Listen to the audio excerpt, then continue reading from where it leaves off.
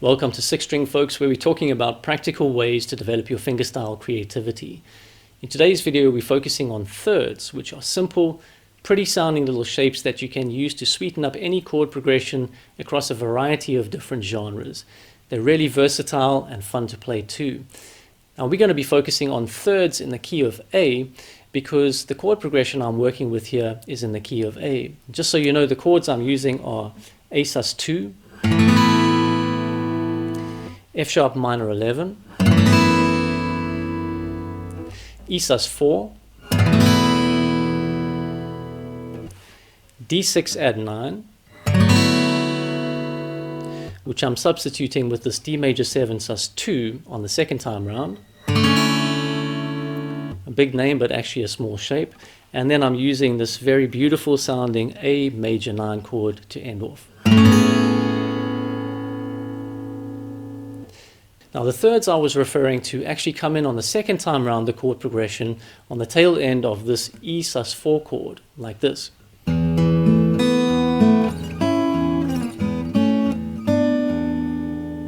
all of these little shapes are thirds in the key of A. Then I bring them in again at the tail end of this D major 7 sus2 chord, like this.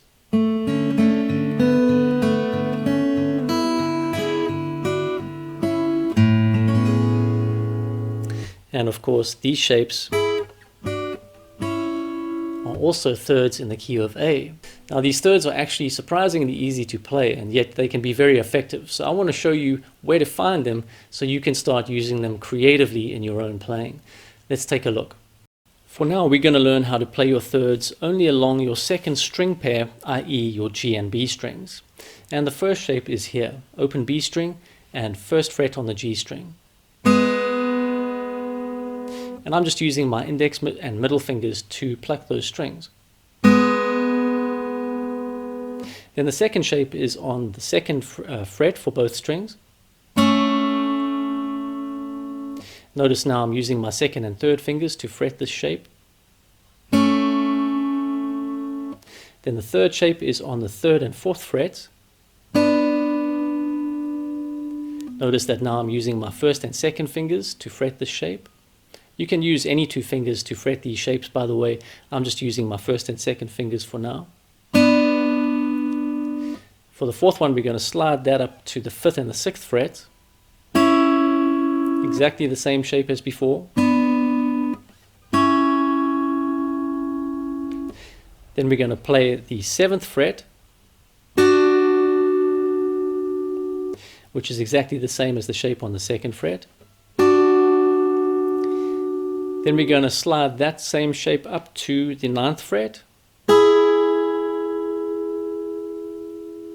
And then we're going to play on the 10th and 11th frets. Now we've got 7 of these thirds along the second string pair. And if we want to go further, we can, but just so you know, when we go past the 12th fret, we will start playing octaves of the shapes we've already done. Now, to show you how to do that, you need to know that your fretboard essentially resets at the 12th fret. And what I mean by that is that the notes on your 12th fret are exactly the same as the notes of your open strings, just an octave higher.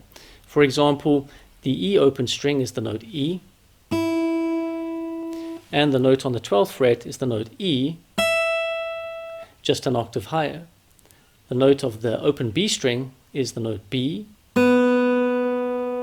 and the note on the 12th fret is the note B, just an octave higher. And the same is true for each of these strings. Now, if the 12th fret is like your open strings, then the 13th fret is like your first fret, and the 14th fret is like the second fret, and the 15th fret is like the third fret, etc. So, open strings, first fret, second fret, third fret, etc. So knowing that, where would we find the octave of this first shape? Well, we have the open B string and the first fret on the G string. Open B string, first fret on the G string.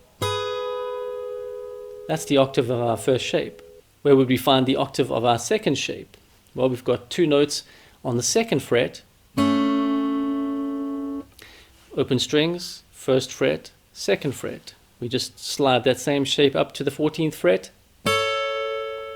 and we've got the octave of our 2nd shape there. Now you can carry on applying this approach as far as your fretboard allows you to go, but I'm just going to stop at the 14th fret because that's as far as I can comfortably go. So the available thirds that I have on my 2nd string pair are like this.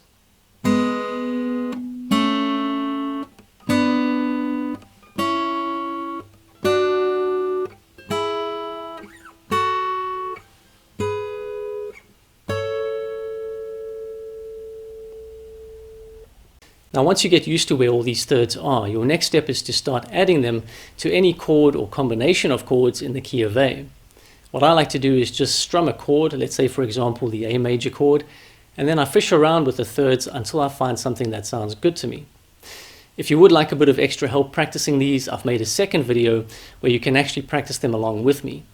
If you'd find that helpful, the link is in the description. So that's all for this video. I'll see you in the next one.